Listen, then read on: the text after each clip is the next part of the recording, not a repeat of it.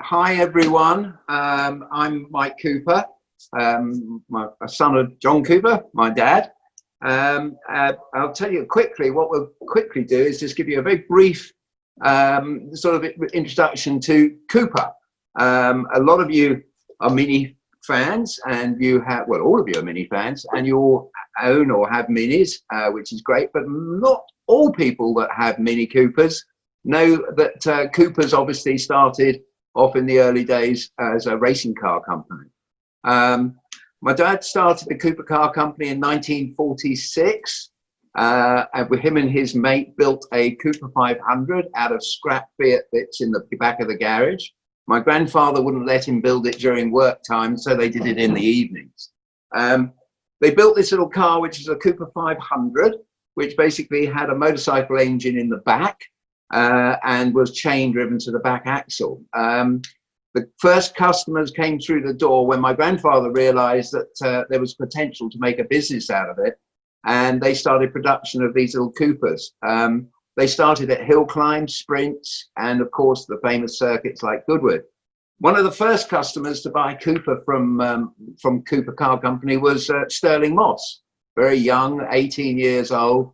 And he was straight out the box, was a fantastic driver. Sterling Moss was actually the reason my dad was very good at driving. He won many Formula 3 races in his Cooper and in the Cooper Streamliner.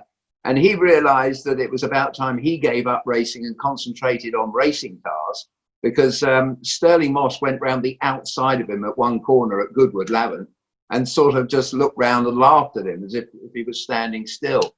So he realized it was time to build cars. Well, many people cut their teeth on these 500 Coopers, Peter Collins, and another customer who was very influential in the early days who bought a Cooper was Bernie Eccleston, and he started his racing in a Cooper.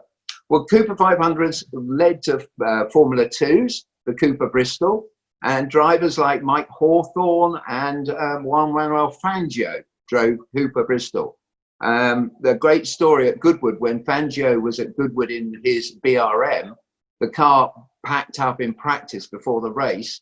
So my father said, "You drive my car." And it was great. He raced against Mike Hawthorne. The two had a great battle out, and Mike winning the race. But it was a wonderful feeling. My father used to say how to have the greatest racing driver of all time, Fangio, driving his Cooper.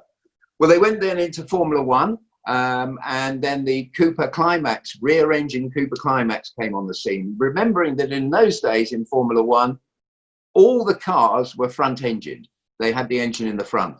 And my father had this little car, a Cooper with a rear engine, really a mid-engine. The engine was right behind Jack Brabham in those early days. And Jack used to say it was my dad's fault that he was hard of hearing, because he put the engine right behind his head, so he could never hear properly. But Jack went on to win the Formula 1 World Championship in the Cooper Climax, the T51, and they repeated that feat in 1960 and won back-to-back World Championships. It was a tremendous time, and I'll come in later about some of the stories about that. But he was really it was a revolution in motor racing for the rear engine design. And in 1961, they took the car to Indianapolis, the motor speedway in America, and they called it the funny car. The funny car because it was so tiny with this little engine in the back. But they didn't think it was very funny when Jack was going around the outside of these bank curves at 140, 150 miles an hour, overtaking these great big supercharged Offenhauser American V8s. We weren't quick enough on the straights, and we had trouble with tires, with the Dunlop tires, but it paved the way for the Brits going to Indianapolis. And soon after, Graham Hill, Jim Clark went on to win at Indy in British cars with the engine behind the driver. Well, that then led, obviously in 1960, my father, 59, the Mini came out. He knew Alec Issigonis from the early days. They raced against each other at Brighton Speed Trials. And my dad beat Alec in his Austin Special and my dad in a Cooper. They became great mates. So my father was one of the very first people to see the prototype Mini in the early days. And really, that is the history of my father. And if I tell you about my time, well, John Cooper Works, maybe we can go into that a bit later, but my time is up. I'm going to hand over to Charlie now, and then we'll go for the latter stages of our lives in a bit. There you are, Charlie. It was very modest. You're not going to talk about how you brought Cooper back? Well, we can do that in questions if you like. Yeah. Well, anyway, Dad's being very modest because he's pretty much responsible when he was working with Grandad of bringing Cooper back in the 80s. So I think the Cooper name on a lot of your cars wouldn't exist if it wasn't for Dad bringing the name back in the 1980s on what we call the Classic Mini now.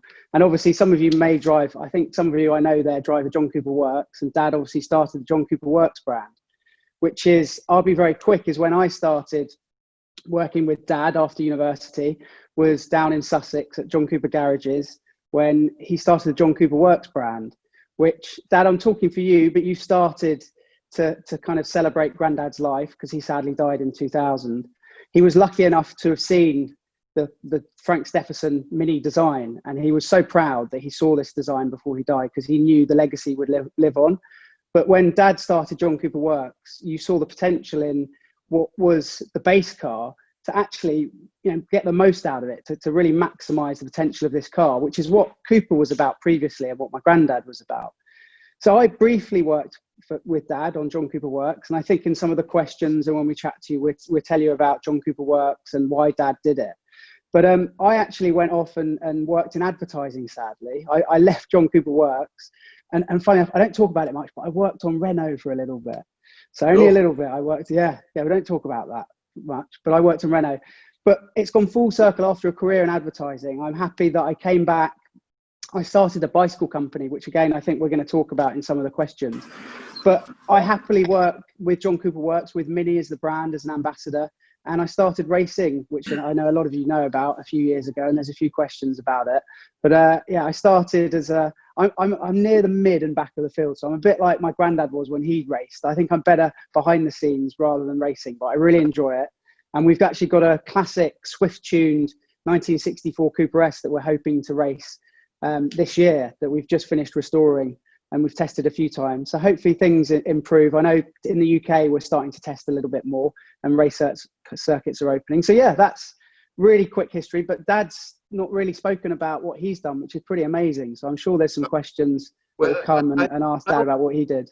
I also want to say that Charlie now is being modest because he actually, I joined him in Monza last year and the year before he was a guest driver amongst all the professional John Cooper Works challenge drivers in Italy. These were great drivers, and he came 7th in the first race, and because of the reverse grid, the top 8 reverse, he started on the front row for the second race, and Charlie led the race for 6 to 7 laps before the tires went off. But I mean, you're better than midfield, Charlie, so don't put yourself down. So yeah, I mean, going back to the Mini thing, what we did was the Mini Cooper stopped in 1970. So I was young then, but I remember the times when it finished, and we'll come to that later. But in the 80s, there was a lot of interest for the Cooper name, funny enough, from all markets around the world, particularly Japan. And that's when we decided to make Cooper conversion kits to tune a standard Mini 1000 that was the only vehicle available new at that time, the Mini Mayfair, to Coopers. And these became very, very popular. And we produced all these tuning kits. And in the end, Rover in the UK said they loved the tuning kits, and they brought out 3 cars with the optional extra of having the Cooper kit fitted. That was called the Cooper Mini Racing, the green one, the Mini Flame, and the Mini Checkmate. And for fully warranted, you could have a kit from the Rover Group. Well, the funny thing was the kits worked really well. And Rover, we had a meeting. I remember going up to Rover and having a meeting. And they said, what should we do now? And we said, we'll bring back the Mini Cooper. You know, you've got everything there. You've got the 1300 engine that you're using in the Metro, the 1275. Let's bring the Mini Cooper back. And sure enough, we managed to persuade them. And in 1990, the Mini Cooper was reborn for a limited edition carburettor version. And then it went on for another 10 years. And in fact, the only model that was available for that 10 years towards the end of the Classic Mini's life was the Mini Cooper. So we tuned that one, and then obviously we went on to BMW Mini and the tuning of that side. But that's basically the history behind the Classic Mini and how we got involved with the Mini in the 80s. There you go. Wow, that's amazing. And I especially love that you both gave highlights about one another. You're both certainly being modest, and there's definitely a lot to share here. So I'm excited to learn more when we go through the questions together. Okay. Yeah, so moving on to the questions. Sure. So we'll start with Gabriella from Lithuania. So the first question, I'm sure you've kind of heard of this one quite a few times, but how does it feel to be the son/grandson of such a legend? For me, my point of view, as a small child growing up, you didn't really notice very much. I mean, obviously you don't as a child, but I did remember that during, like, when I was 6, 7 years old, I used to remember my dad coming home after the weekends with sort of all these silver cups and trophies, and you know, what is this? Oh, we just won Casablanca, or we've just won in Mexico, or we've just won this. And the house was full of trophies. It was incredible. But it was a very special time, obviously, for my father and my mother as well. And they had parties, and celebrities came, and it was just truly fantastic. And I can tell you, and you've probably heard this story before, being Mini fans, but one guy that came over to test drive a Cooper Formula 2 car, in fact, he did buy the Cooper Formula 2 car, and he stayed in our house for 3 nights and was just such a charming guy, a lovely guy. And that was Steve McQueen, the actor. And he really was quite a good driver. But yeah, he stayed in my house. And in fact, I was moved to the small box room while Steve McQueen had my bedroom. So I've had a Hollywood film star stay in my house. But that's what it meant for me. But for you, Charlie, what did it mean for you? Well, I've said before, I think when I was younger, I didn't realize how amazing my grandfather was. And the older I get, the more I kind of appreciate it. Because I think last year when we were at Goodwood, we had the 60th, wasn't it, Dad? 60th anniversary, obviously, since the Cooper Formula 1 victory at the Goodwood Revival, which I'm sure most of you know about the Goodwood Revival, but it's the biggest historic celebration of motorsport in the world. And it was a Cooper celebration. And actually, when I stood back, I was lucky enough, and Dad as well, to drive the Cooper Formula 1 car, the T51, the first World Championship car. But when I stood back and I saw there was 60 Coopers, all of different sizes, from tiny Cooper 500s all the way up to big sports cars like the Cooper Monaco and things like that, and Cooper Cobras. I just thought the amount of cars that my grandfather and his team were responsible with was just phenomenal. And also looking back at all the drivers that raced for him, you know, Bruce McLaren, Jack Brabham, who we've spoken about, Sterling Moss even drove in a Cooper, won a race with a Rob Walker Cooper. There was just so many influential drivers that went on to do bigger things, like Bruce McLaren starting his team. It's just, I think every time I go to a historical, or even when I think about motorsport, there's always some sort of link with Cooper and what my grandfather achieved. So I think every day I'm reminded about how amazing he was. And one thing, I think I mentioned it when we had a chat on YouTube, Dad, but I watched the Ford versus Ferrari film, or Le Mans film, which it's called, depending on where you are based in the world. And Grandad was actually asked to build the GT40, wasn't he, by Ford? And he put him in contact with Shelby. So that film could have even been about Grandad. And I think there could be a film about Grandad because of all the things he did. The funny thing about the meeting of Carroll Shelby, and I mean, Shelby bought about 15 Coopers off my father, and they became. You have to say the discount story, because that's funny. What my great grandfather did when Shelby called up and asked. That was because my father was on the phone to America, to Carroll Shelby, and he was on a phone call to the USA. And my grandfather Charlie's great-grandfather, stormed into the office and said, "Who are you speaking to?" He said, "I'm speaking to Carroll Shelby. He wants to buy another couple of cars." He said, "Are you paying for the call, or is he?" And my dad said, "No, we're paying for the call. He's buying the cars." My grandfather put his hands on the telephone and turned it off and said, "If he wants to buy a car, he can phone us back." And that is absolutely true, how things have changed nowadays. But what it was that, excuse me, at that time, Coopers in the early 50s, well, the late 40s, early 50s, were the world's largest manufacturer of purebred racing cars. When you think teams like Ferrari, Maserati, Porsche, Van Wall, these people built racing cars, but they were used purely to race their works drivers. They didn't really sell cars on, but Cooper actually sold private entrants cars to race. Probably the most famous private entrant was Rob Walker, whose driver was Stirling Moss. And Stirling Moss won the first Grand Prix in 1958 for Coopers in a Rob Walker privately owned car. So when Carroll Shelby came along and said, look, we want you to build the GT40 for us, my father said, well, we're a bit busy, but I tell you what, I'll phone a friend of mine, we'll go and meet him. And that was Eric Broadley of Lola, and my dad introduced them, and the rest is history. They built the GT40. But yeah, there was a connection. It ties in very well with the second question. So it is basically a two-part. So the first one is, what does Mini mean for you? And the second one is, what car do you drive? And is it a Mini? Well, the Mini means everything for me, and Charlie can speak for himself in a minute, but I passed my driving test in a Mini. I think I have always had a Mini all my life. I have had classic Minis, modern Minis. Obviously, I've got the John Cooper Works sitting in the drive now. I've got classic Minis, Mini Cooper S's, race Minis. So, well, Mini's everything to me, you know, more so than Mini. What about you?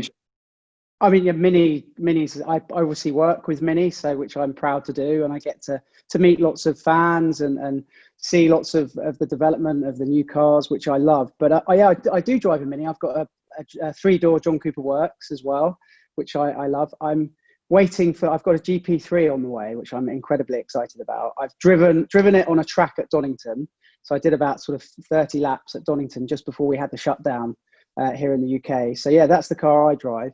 But I think, Shumaika, will you give a little sneak preview about the Instagram next week? Yes, 100%. So do you want to go ahead? You can let them know kind of what we're doing. So next week we're doing a little takeover of Instagram, of the Mini Instagram. So it's at Mini, isn't it? The Instagram. Yes, correct. So at Mini, the big one. We're going to give you a little tour of the garage.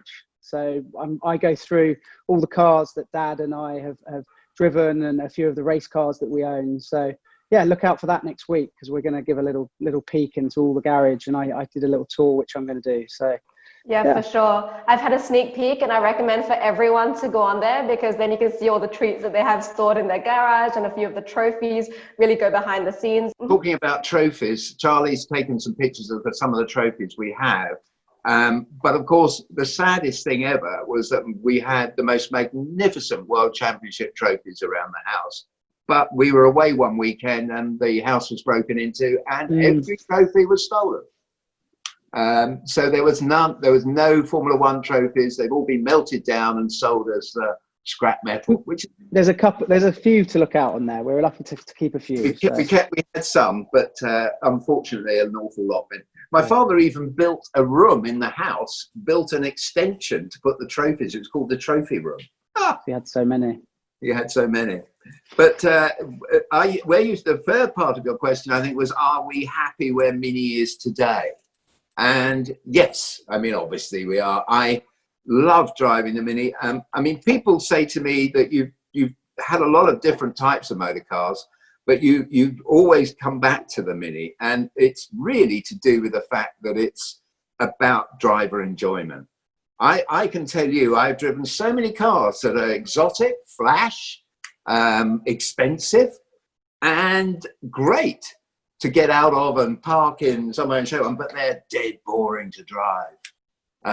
The Mini is just probably one of the fun cars to drive in the world, and that's why I own one. In fact, I have a 3-door because I want to get the excitement right down to the smallest possible package. But, you know, that's my choice. Absolutely love that. And I'm so sorry to hear about those trophies. I know, but it's a long time ago. That was sort of 40 years ago. But yeah. For sure. So we'll kind of ask the next question from Ralph, who's from Germany. So his question is that cars get bigger and bigger. The fascination of the Mini is that it's always had an economic use of space, which of course gets more limited every day. It is still today the ideal city car. So do you think that a car like the classic Mini will get on the streets in the near future? Shall I answer that one, Charlie? Yeah, you do it. I think that the original Mini was 10 foot long. It was built at a time, really, it was the first the small car. I mean, it was the Fiat 500 later, but the Mini was built out of a crisis in the Suez Canal, the fuel industry. And the idea was to try and build a car that would do more miles to the gallon, that could take 4 people, the family out with luggage.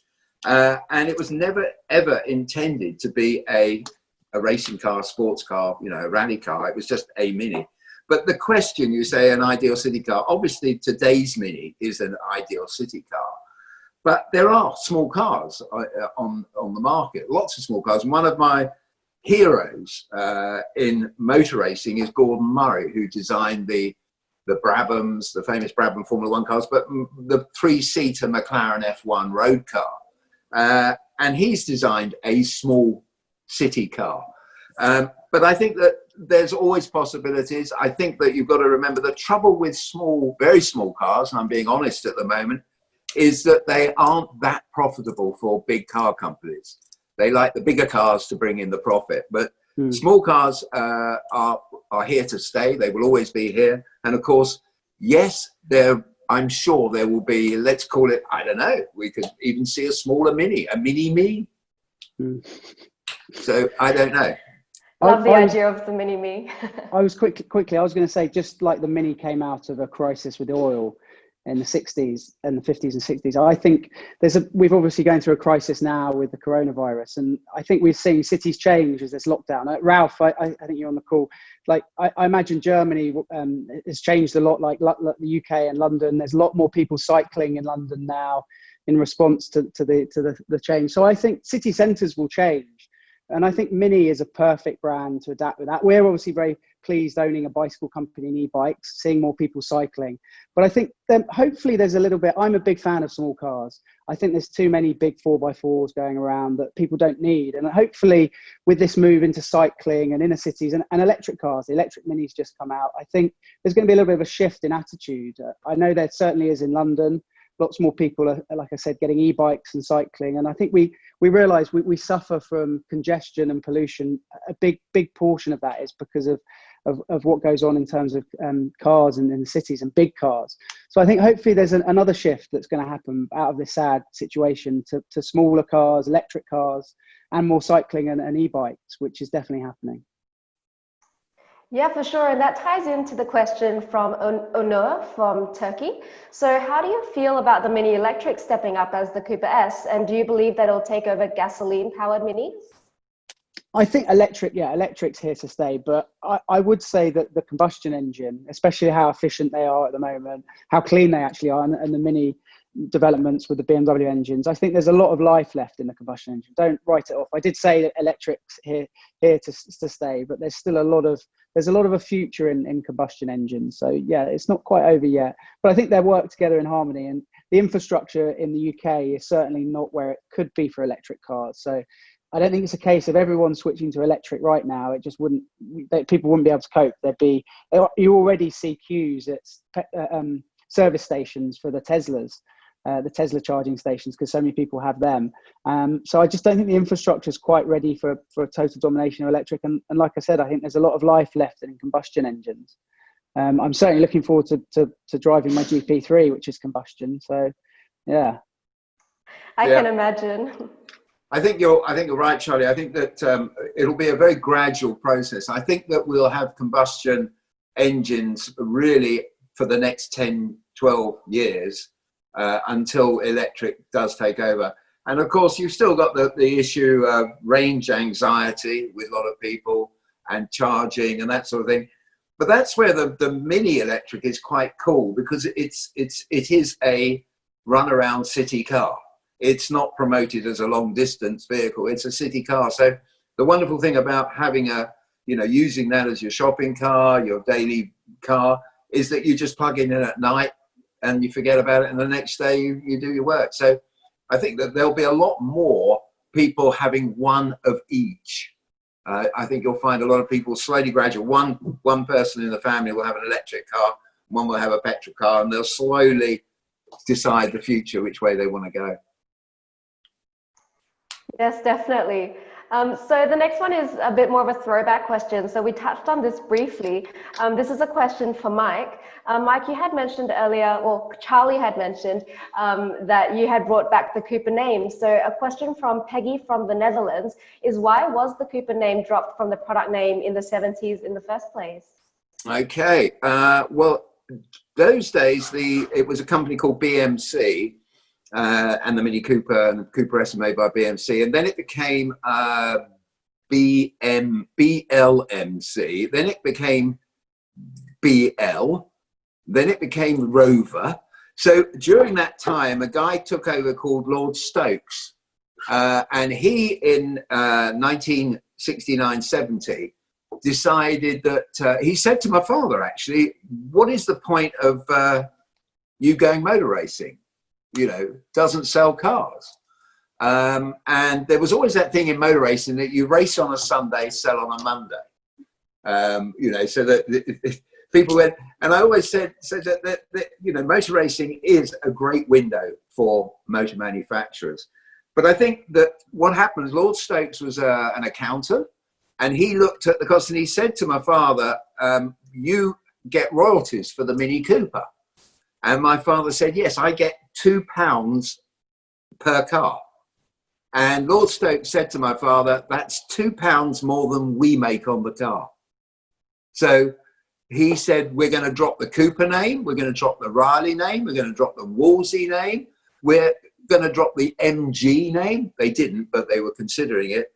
And I think it was probably the worst decision in British motoring of all time. He didn't have, let's not, I can't, the guy was an accountant and it was all about money, which a lot of things are about nowadays, but I don't think he had the passion that people could see in these brands, that they were great brands, Wolseley, Riley, and Cooper was dropped, and that was the end of it. I must say the car that replaced the Cooper was the 1275 GT. That's right, isn't it, Dad? Yes, yeah. Yeah, which is a really cool 70s looking Mini. Many of you probably know it. And I was going to buy one. I was going to buy one a couple of years ago, and you said you can't buy one of those. That's the car that killed the Cooper for a bit. Well, the only thing I will say is about that is also they said the problem with the Cooper S was that the insurance companies were charging a lot of insurance premium. It was a very high rating, like a sports car. And they said, we've got to get rid of the Cooper name because the insurance premiums are too high. So they came out with a Mini Clubman 1275 GT. And although it was a lot slower than a Cooper S, they still rated it, the insurance companies, as a Cooper S. So that didn't work either. So no, they should have kept the Cooper going. But a good question, though. Thank you. We completely agree. We're glad that it got brought back. Yeah. So the next question is from Charlie, also from Peggy.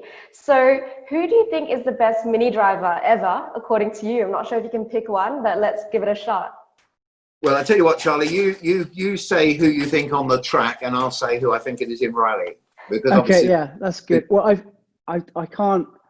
There's a picture over there on the wall. It's a bit dark, so you probably wouldn't see. But there's an old driver called John Rhodes. That was a classic driver. That was one of the works drivers for my grandfather. I've seen some old clips of him, and he said that there's an interview with him, isn't there, Dad, where he says it's quite easy, really, and he was going through how he does it, and it definitely isn't easy. So he was pretty special. And I think nowadays modern drivers, there's a guy called Nick Swift, who probably a lot of you know, who's pretty amazing, and he's won at Goodwood. He wins a lot of classic races, and he makes the engines. So Nick's pretty good. He has some good battles with another guy called Nick Padmore. And if you haven't seen, like I said, I'm sure most of you had, look up the mini battle from the mini race at the members meeting last year between Nick Swift and Nick Padmore. It's on YouTube on the Goodwood channel, and it is pretty special. It's kind of I think the whole race is on there, but it's amazing. It's worth watching. But going to the rally drivers, obviously, I was lucky enough. I think about 10 years ago, we did an event in Monaco. So I was asked if I'd like to go for a week to Monaco. And obviously the answer was yes, of course. And you'll be joined with Paddy Hopkirk, Rauno Aaltonen and Timo Mäkinen. And I spent a week with these three legends of rallying, and it was such a great time. And I just realized, you know, these drivers were really the best of the crop in those days. But as for a mini driver, yeah, I would say our dear friend, and he's a very good friend of our family, Paddy Hopkirk, because Paddy actually not only raced and rallied, he actually drove for my father on the circuit as well. So he was a great circuit driver and a great rally driver. So, and they were two very different disciplines. Thanks so much for sharing that. No, definitely there's been such great drivers, and I'm impressed that you guys were able to pick the select few to share about them with us. So the next question from Mark Schneider. He's from the IMM 2022 Team Germany. And so his question is, how did you come up with the idea of stepping from cars into bikes? Hi, Mark. We did it. It was when, so I was working in advertising at the time, and Dad, it was when we still had a space in the factory for the John Cooper Works kit. Well, they were kits. They'd gone onto the production line then, and I was with Dad. I was pretty passionate about bikes, and we just it was a bit of fun really to start out. It was like, we've got some space in the warehouse in the factory. What should we do? And we just said, well, let's make some bikes. And I think we were on holiday together in Italy, weren't we, when we discussed it? We were. Yeah. We said we wanted the coolest, lightest, fastest bicycles on the market. And, you know, it was our beginning. And now we've got that same mantra with the e-bikes. We want them to be the lightest, fastest, coolest looking e-bikes on the market. So absolutely. Yeah. And it's just, we both, I mean, I'm a passionate cyclist in London. So I just, we just wanted to make bikes. There wasn't some grand strategy, business strategy. It was just something we really loved and wanted to do. It was quite weird going from the car. Well, we're still in the car industry, but I mean, going from the cars to bicycles, what I couldn't believe from an engineering point of view is that we work in less than millimeters in the car industry, microns. But in bicycles, they say, oh no, plus or minus 3 mil, that's fine. And I'm always amazed at how the tolerances are much, you know, on a bicycle is nothing like a car. It's the engineering thought process is a lot wider than not on our bikes though. Our bikes are precise. Our bikes are absolutely precise. So there we go. That's why we got into bikes. I love it. Well, some of the best ideas come out of holidays, I see.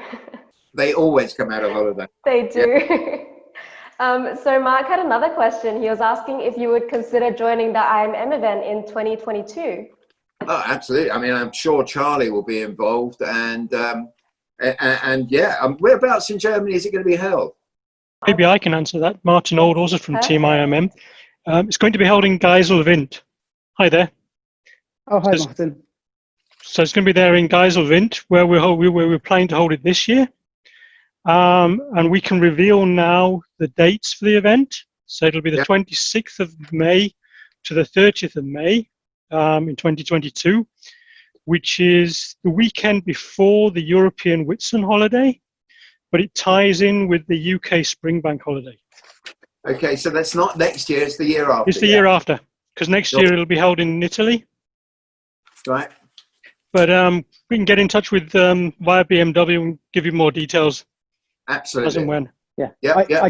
I don't think it could ever get as wet or as windy as last year's in I don't think so either. I mean, certainly looking at the sunshine today, it's excellent.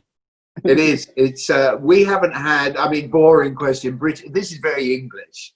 But we sitting here, we haven't had any rain where I am in Sussex for over a month, 6 weeks, and there's none forecast for the next 6 weeks. So you can imagine sitting in the UK in sort of with brown lawns outside. You would say, "Hey, what is this? Spain? No, this is England, sunny England." There you go. A bit of weather news for you. Yeah, I tell you what, we'll be there, Martin. If you want Charlie to be there, I'm sure that he'll love to come. And if you want an old pensioner like me along, I'll trot along as well. We look forward to having both of you. Great. Let's make sure it happens. We'll definitely keep in touch about that. Definitely. Yep, let's do that. Perfect. So I'm really glad that they'll be able to make it. So the next one comes from Joost from the Netherlands. So what possibilities do you see for performance tuning on future electronic technology, or will John Cooper Works become more fashion/optical tuning? Right. No, it will definitely not become flash, optical, branding, badging. If it's got a John Cooper Works badge on it, it's got to be the highest performance. It's got to stand away from the Cooper S's, other cars. It's got to be the ultimate in performance. And hopefully that mantra will continue. Thank you. Anything you want to answer, Charlie, on that?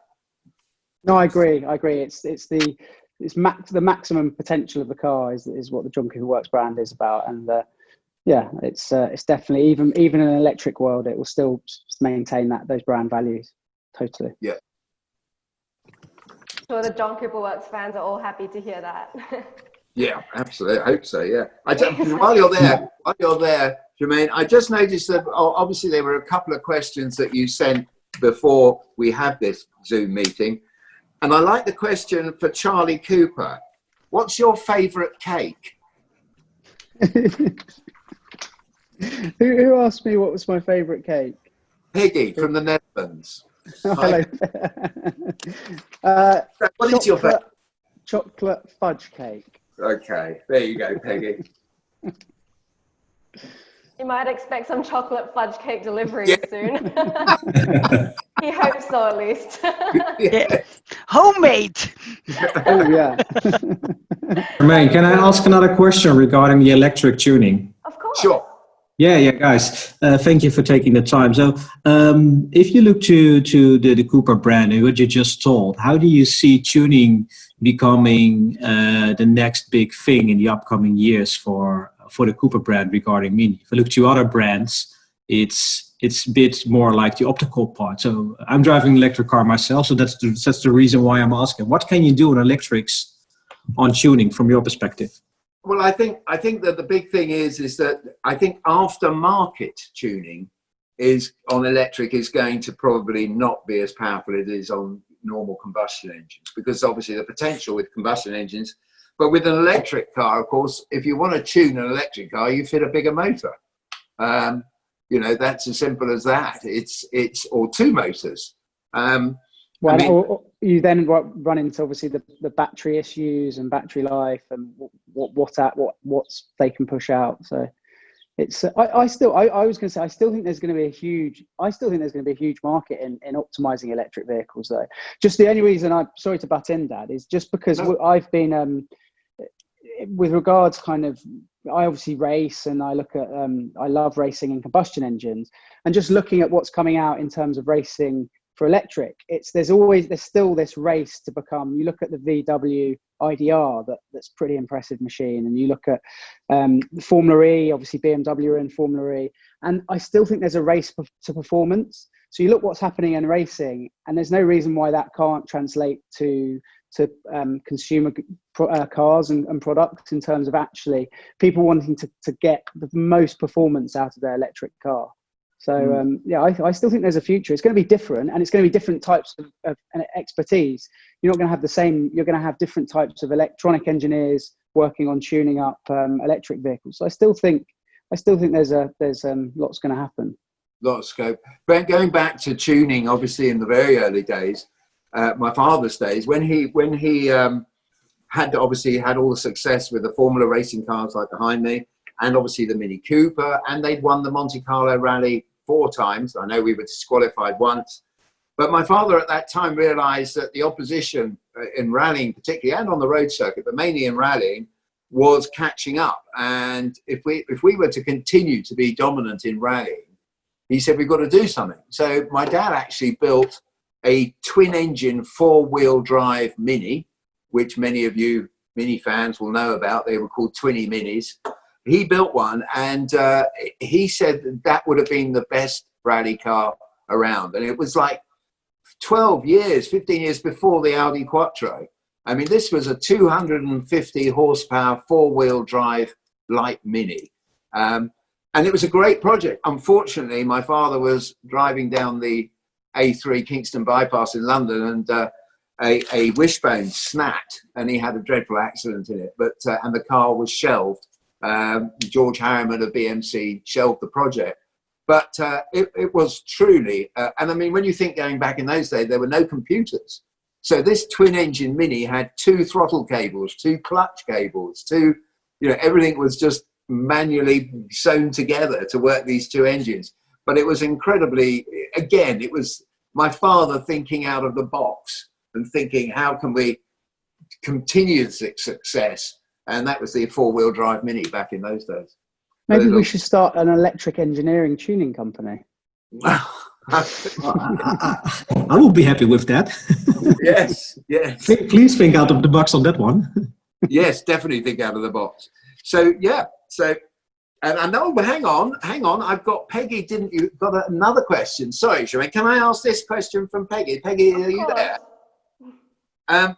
Charlie's been asked, if you need to choose between winning the Silverstone Classic in a Mini or the Tour de France, what would it be? Did you mean watching it or competing in it? No, competing. I'm not really built for cycling, even though I love it. I think that the Tour de France is a pretty impressive. Having been to France and watched a few stages, yeah, I think it must be pretty special to compete in that. But yeah, I'm not really the build for a cyclist. They're a lot skinnier than me. You did tell me, Charlie, that you did Mount Ventoux on a bike. I've done Mount Ventoux a few times, a lot slower than the pros do it, yeah. And again, he's being modest because he actually did Mount Ventoux. He said it was the hardest thing he'd ever done. And bearing in mind that Charlie was a championship boxer and played Premiership, First Division rugby, to say that, it must have been tough. I think the guys that are a bit skinnier are good at it. But yeah, it wasn't Ventoux, I did a stage. So Peggy, I did do a stage. They do the Étape, and any cyclists out there will know about it, where you can do a stage of the Tour de France. I've done that a couple of times. And I did one with the Tourmalet, which is a famous climb, and that was brutal. Yeah, it was about 160 kilometers, 180 kilometers, I think, and it was up and down, up mountains, and yeah, that was brutal. So for the Tour de France cyclists who do that every day for 2 weeks, I've got a lot of respect for those guys. Yeah. I think I'd be better at just going around a circuit, although that is scary. I think the fact that what the Tour de France cyclists go through is pretty impressive. Yeah, for sure. But if you ever decide to compete in the Tour de France, we'll be all behind you, so cheering you on. I can get a secret motor in my bike. Maybe I'll do it. We won't tell anyone. No, I'll tell you a story about secret motors.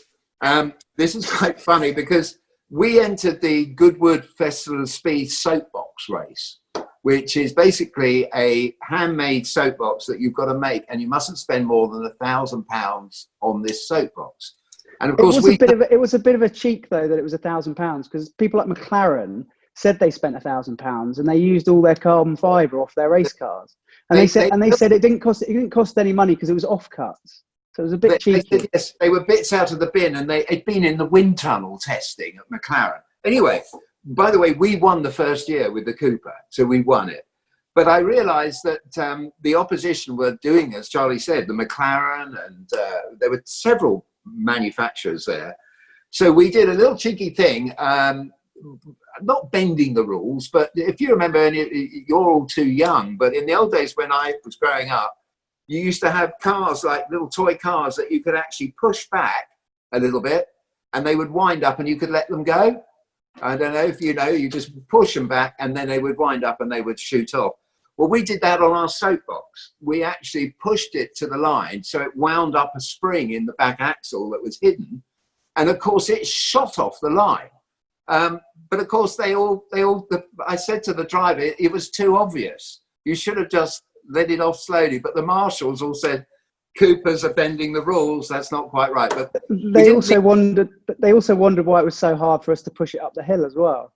it was, but there we go. There's sort of thinking out of the box, but maybe it was slightly cheating, slightly. But yeah. Anyway, it was all good humour, and even Lord March thought it was amusing, so that was good. I love that. That was definitely thinking outside the box. Yeah. So this brings us to one of the questions that one of the members just asked, actually. This one's for you, Mike. So what do you think about the popularity all over the world for the Classic Mini? Does it come from the connection to Mini? Classic Mini has got bigger and bigger and better is because the Mini brand is around now. I think that, you know, it's just in everyone's lives. Mini Cooper is out there every day. And I think that the Classic Mini has grown, and people have said, you know, I'd love one of these old Minis. That most people have been in a Mini or had a Mini or driven a Mini.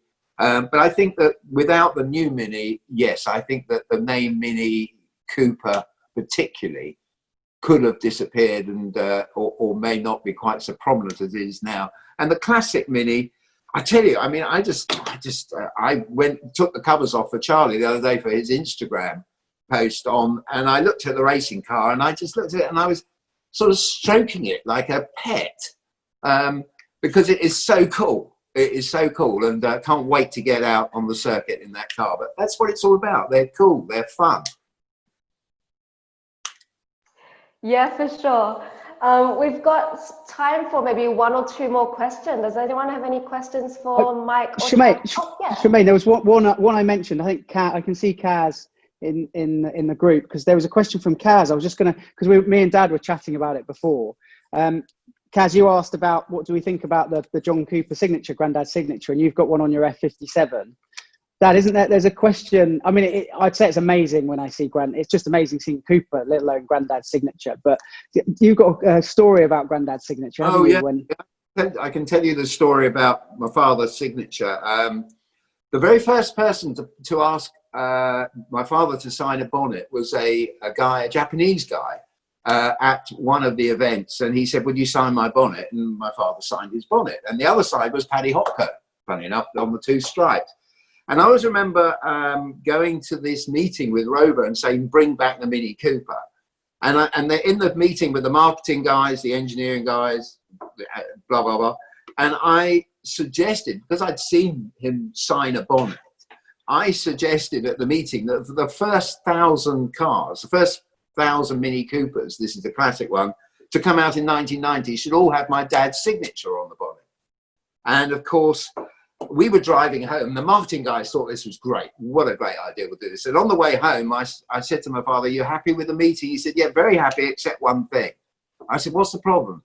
He said, "I don't really want to go to the factory and sign 1,000 bonnets, Michael." And I said, "Dad, they'll make a sticker of your signature." So that was it.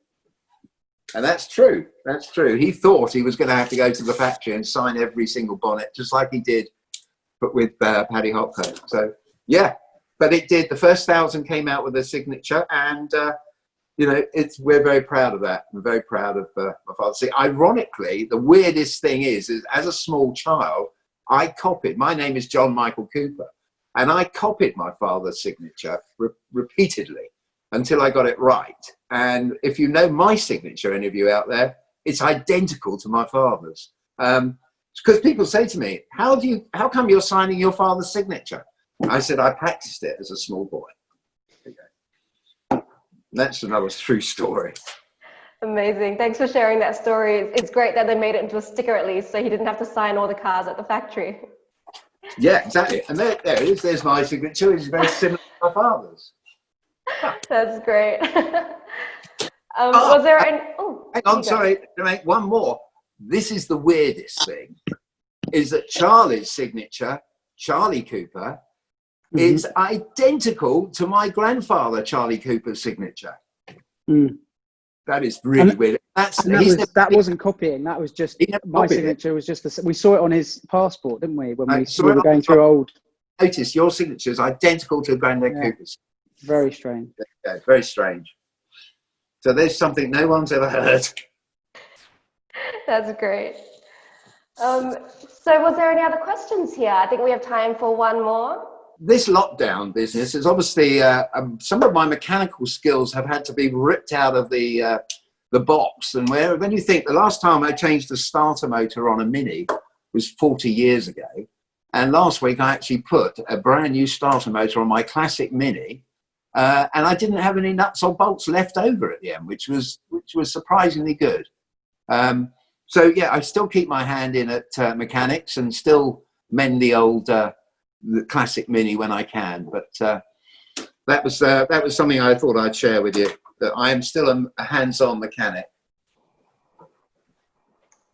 That's really great. So maybe I'll ask one last question.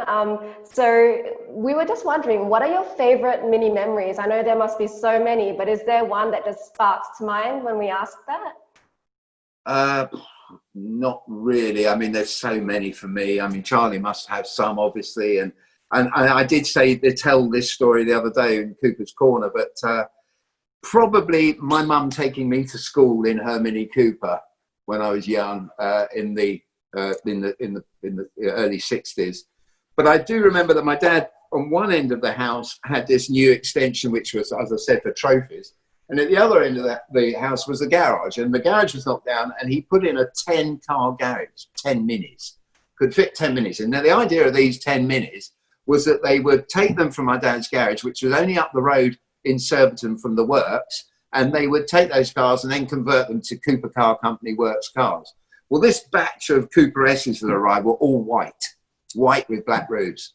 And my mother had a white Cooper S at the time, and she took me to school, but she got in the wrong car and drove a brand spanking new unregistered Mini to drop me off at school until the police stopped and said, what's your registration number? And my mother said, I don't know. Why? And she said, well, you haven't got any at all. And anyway, they let her off with a caution.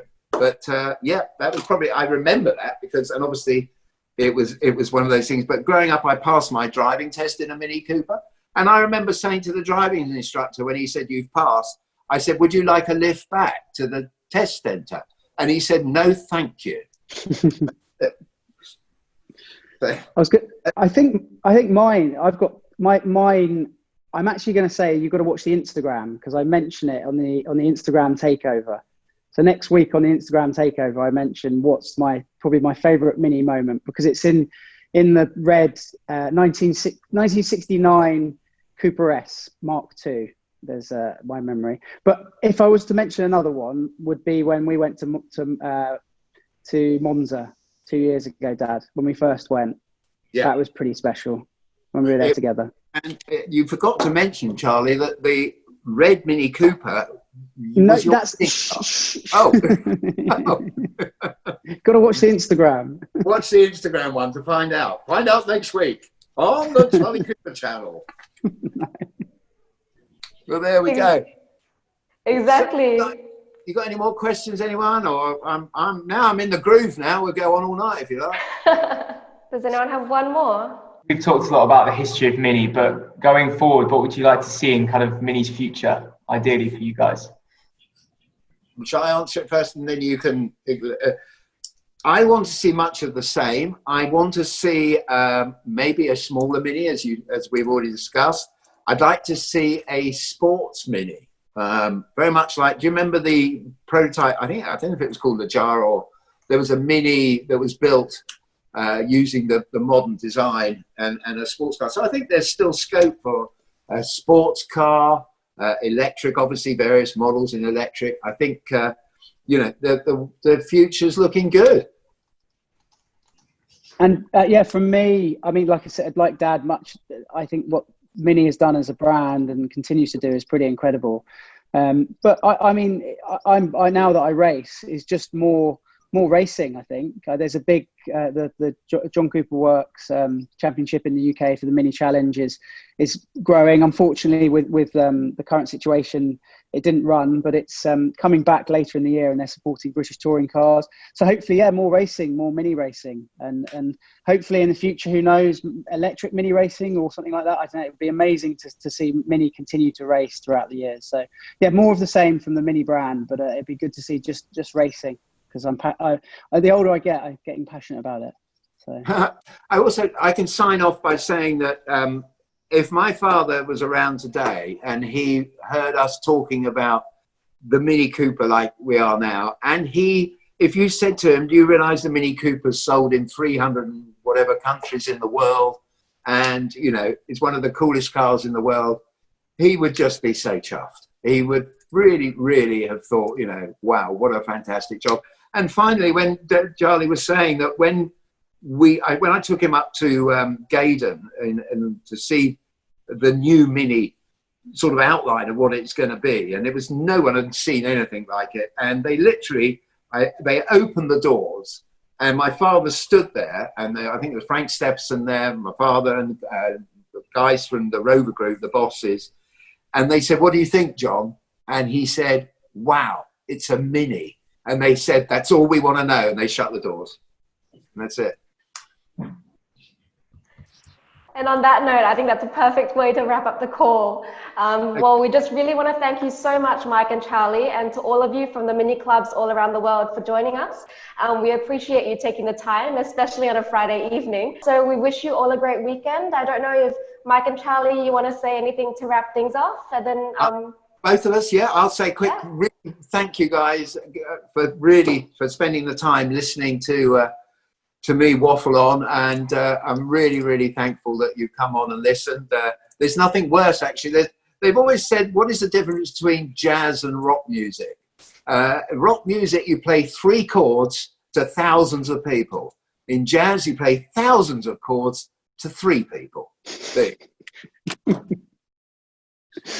No, I just thank you. I mean, I get to, I've met a lot of you who are on this call working with Mini, and the passion in the Mini Clubs is amazing. So yeah, thank you. I know Dad's chairman of the Mini Cooper Register, but a lot of the clubs out there, they do so much to keep the Mini Brat spirit alive. And yeah, hopefully see, once we get through this kind of the lockdown and the kind of situation at the moment, hopefully see a lot more of you in the future. So yeah. It's people like you guys that are keeping the Mini brand going. Thank you. Yeah. Thank you so much to all of you. Well, we wish you all a great weekend, and yep, that wraps things all up. Thank you. Thank Lovely you. to see you all, guys. Thank Hopefully you see you so soon. much. Bye now. Bye-bye. Thank you so much.